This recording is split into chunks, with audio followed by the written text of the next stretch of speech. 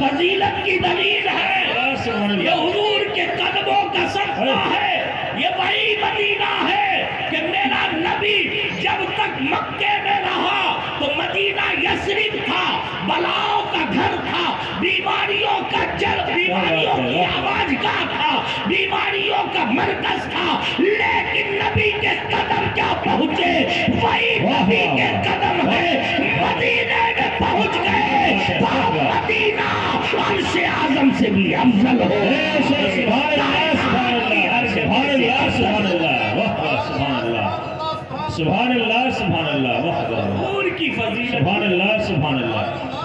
مدینہ ہے کیا؟ اللہ ایک ایک ذرہ کیا بیان کیا ہے۔ ابھی عاشقوں سے پوچھو مدینہ ہے کیا، کبھی دل والوں سے پوچھو مدینہ ہے کیا، کبھی محبت والوں سے پوچھو مدینہ کیا ہے، کبھی عقیدت رکھنے والوں سے، عارفان خدا سے پوچھو، اولیاء سے پوچھو، اقطاب سے پوچھو، اوقات سے پوچھو، نجبا سے پوچھو، نخبا سے پوچھو، ولیوں سے پوچھو، اغواص سے پوچھو، نبی کے چاہنے والے جانکار صحابہ سے پوچھو، مدینہ ہے کیا؟ تو میرا نبی کا چہیتا لاڈلا خلیفہ، خلیفہ دویم فاروق اعظم کہتا ہے، اے اللہ مجھے موت دینا تو اپنے نبی کے مدینے کیا بات یہ ہے مدینہ۔ سبحان اللہ سبحان اللہ سبحان خود میرے مصطفیٰ جان رحمت صلی اللہ علیہ وسلم ارشاد فرماتے ہیں، المدینہ خیر لہم لو کانوا یعلمون، فرماتے ہیں مسلمانوں کے لیے تو مدینہ ہی سب سے بہتر ہے، اگر وہ جانتے تو مدینہ چھوڑ کے نہیں۔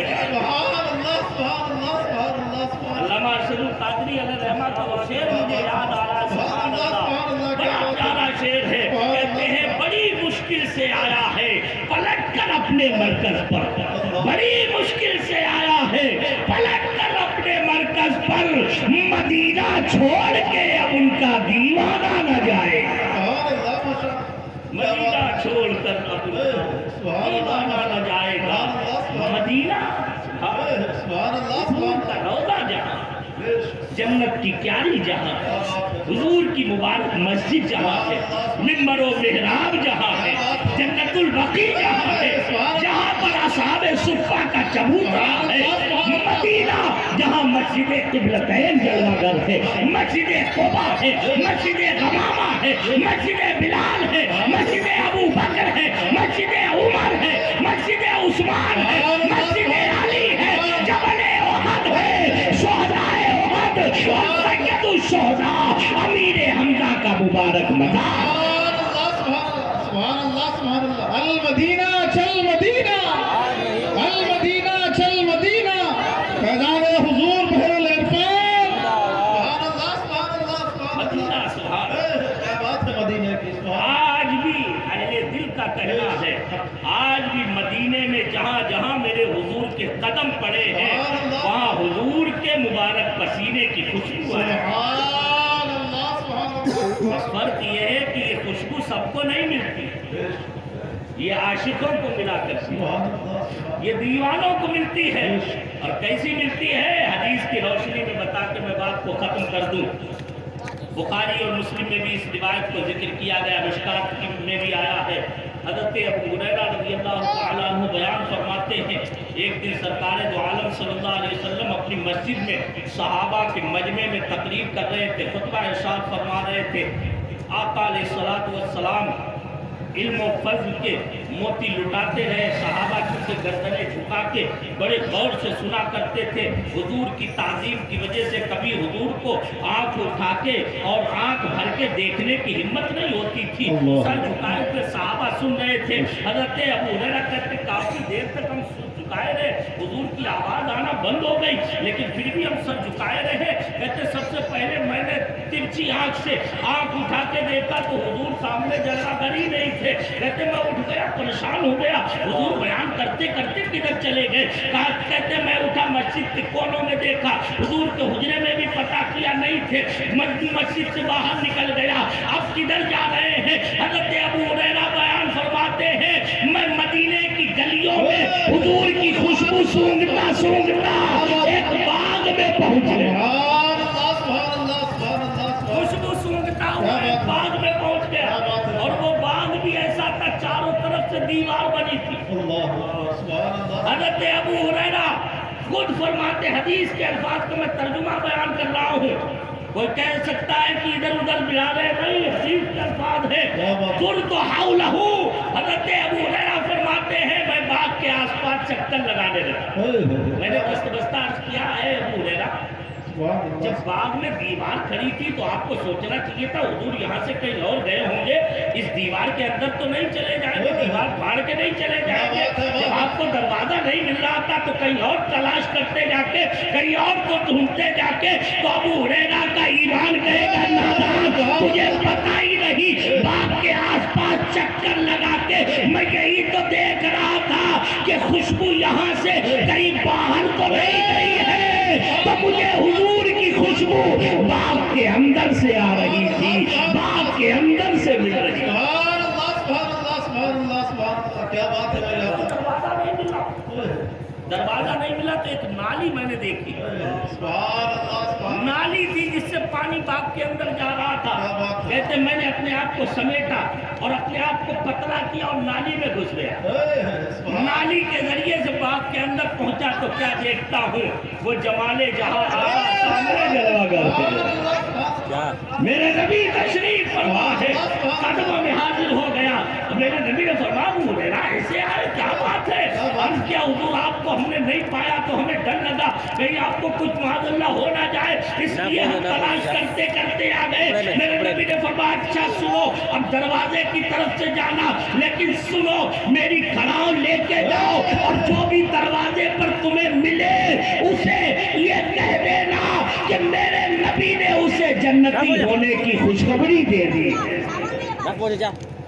جنتی ہونے کی خوشخبری۔ دروازے پہ پہنچے، ویسے ہی دروازہ کھٹکھٹانے والے نے کھٹکھٹایا، پوچھا کون؟ کہا ابو بکر، دروازہ کھول دیا اور فرمایا حضور نے آپ کے جنتی ہونے کی خوشخبری عطا فرمائی۔ سبحان اللہ سبحان اللہ سبحان اللہ، پھر دروازہ بند کر دیا، تھوڑی دیر کے بعد پھر دروازہ کسی نے بجایا، کہا کون؟ کہا عمر، دروازہ کھول دیا، کہا اے عمر فاروق مبارک ہو، حضور نے تمہیں جنتی ہونے کی خوشخبری عطا کی ہے۔ سبحان اللہ سبحان اللہ سبحان اللہ، حضرت عثمان بھی آئے، ان کے لیے بھی دروازہ کھولا، خوشخبری دے دی، لیکن حضرت عمر دبنگ تھے، پیچھے پڑ گئے، یہ تم نے خوشخبری ایسے کیسے دے دی؟ کہا حضور کی کھڑاؤ لے کے آیا ہوں، میرے نبی نے کھڑاؤ اسی لیے دی ہے تاکہ کوئی شک نہ کرے، حضور تک پہنچ گئے عمر فاروق۔ میرے نبی سے پوچھا کیا آپ نے فرمایا ہے؟ تو حضور نے فرمایا ہاں ہاں عمر، ہم ہی نے ابو ہریرہ کو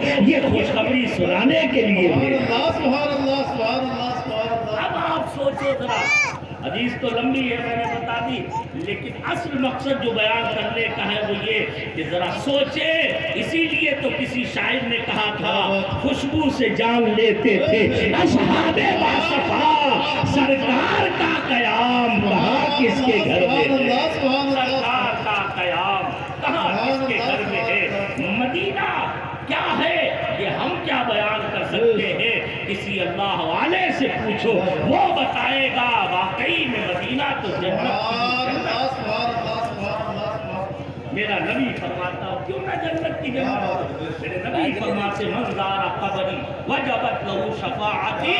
جس نے میری قبر کی، میرے روضے کی زیارت کی، میرے نبی فرماتے اس کے لیے میری شفاعت واجب ہے۔ فرماتے ماں بین بیتی و منبری روضۃ من ریاض الجنہ، جو میرے روضے اور میرے منبر کے درمیان کا حصہ ہے وہ دنیا کا نہیں بلکہ جنت کا ٹکڑا ہے۔ اعلیٰ حضرت فرماتے جنت میں آ کے نار میں جاتا نہیں کوئی، شکر خدا نوید نجات و ظفر کی ہے۔ یہ عاشقوں کے لیے ہے، جو ایک مرتبہ جنت کی کیاری میں پہنچ جاتا ہے، ریاض الجنہ میں پہنچ جاتا ہے، ایمان والا اسے جنتی ہونے کی خوشخبری ہے۔ میرے نبی کے جہاں جہاں قدم پڑے، مکہ بھی افضل ہے، مدینہ بھی افضل ہے، ارے عاشقوں کے لیے تو ہر وہ شے افضل ہے جسے میرے نبی سے نسبت ہے، تعلق ہے، اسی لیے تو ہم خوش ہیں کہ مدینے جانے والے تو جا رہے ہیں، لیکن کم از کم ہماری بھی خوش نصیبی یہ ہے کہ ہم اپنی گندی زبانوں سے مدینے کا نام لے رہے ہیں۔ اللہ تعالیٰ مبارک کرے اور ہمیں اور آپ کو بھی بار بار مدینہ طیبہ کی جلد حاضری نصیب فرمائے اور ہمارے گناہوں کا مداوع اور علاج فرما دے اور ہمیں سچا مدینے کا غلام بنا دے۔ اور آخر دعوانا الحمدللہ رب العالمین۔ نعت نبی کریم صلی اللہ تعالیٰ علیہ وسلم پڑھانے کے لیے تشریف لا رہے ہیں حافظ محمد سلیم صاحب۔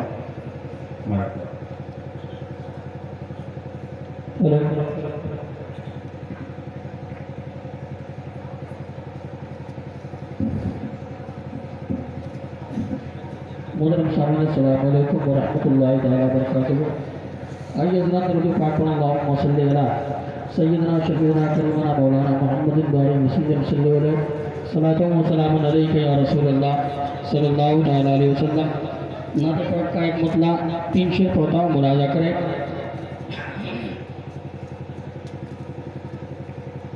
اب